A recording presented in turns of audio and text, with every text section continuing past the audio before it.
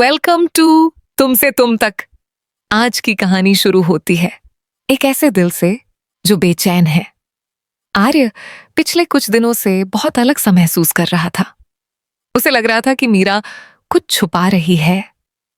पहले जो मीरा हर छोटी बात उससे बिना झिझक कह देती थी, अब वो चुप रहने लगी थी।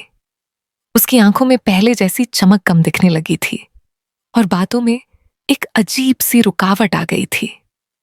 आर्य कई बार अपने मन को समझाता कि शायद ये सिर्फ उसकी गलत फहमी है, शायद मीरा किसी घरेलू परेशानी में होगी। लेकिन हर बार कोई ना कोई छोटी बात उसके शक को और गहरा कर देती थी।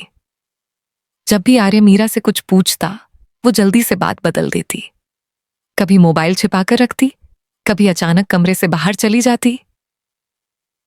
आर्य को यह सब अजीब लगने लगा था, लेकिन वो खुलकर कुछ कह नहीं पाता था क्योंकि उसे डर था कि कहीं वो मीरा को गलत ना समझ ले। धीरे धीरे आर्य के दिल में सवालों का एक तूफान खड़ा हो गया था। उसे याद आने लगा कि हाल ही में अनु का नाम मीरा ने कितनी बार लिया था। अनु, जो पहले उसकी जिंदगी का एक आम सा हिस्सा थी, अब अचानक खास लगने लगी थी। आर्य के मन में सवाल उठने लगे कि आखिर मीरा और अनु के बीच ऐसा क्या है जो उसे नहीं पता। रात को जब पूरा घर सो जाता, तब भी आर्य की आंखों में नींद नहीं आती। वह छत को देखता रहता और खुद से ही बातें करता कि क्या सच में उसके और मीरा के रिश्ते में कुछ टूट रहा है। उसे अपना ही दिल कमजोर लगने लगा था, जैसे अंदर ही अंदर कोई उसे तोड़ रहा हो। एक दिन आर्य ने खुद से वादा किया कि वो अब आंख बंद करके नहीं रहेगा। वो हर छोटी बात पर ध्यान देगा। उसे महसूस होने लगा कि जैसे घर की हवा में भी कुछ बदल गया हो। मीरा की खामोशी अब उसे चुभने लगी थी। हर मुस्कान में उसे बनावट दिखने लगी थी।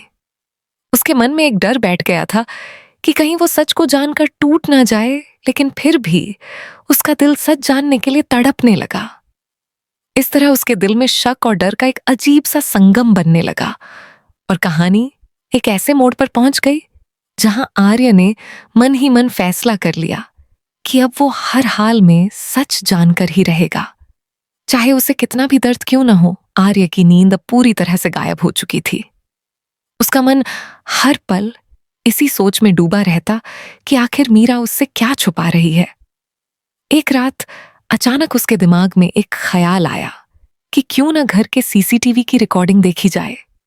पहले तो उसके दिल ने मना किया, क्योंकि उसे डर था कि जो सच सामने आएगा वो शायद वह सहन नहीं कर पाएगा। लेकिन फिर उसके अंदर की बेचैनी और दर्द ने उसे मजबूर कर दिया। कांपते हुए हाथों से उसने रिकॉर्डिंग खोली और पुराने फुटेज देखने लगा। जैसे जैसे समय आगे बढ़ता गया, उसकी सांसें भारी होती गईं। अचानक स्क्रीन पर उसे वो पल दिखा जिसे देखकर उसका दिल जैसे थम सा गया। उसने देखा कि मीरा और अनु घर के अंदर एक साथ बैठे हुए हैं।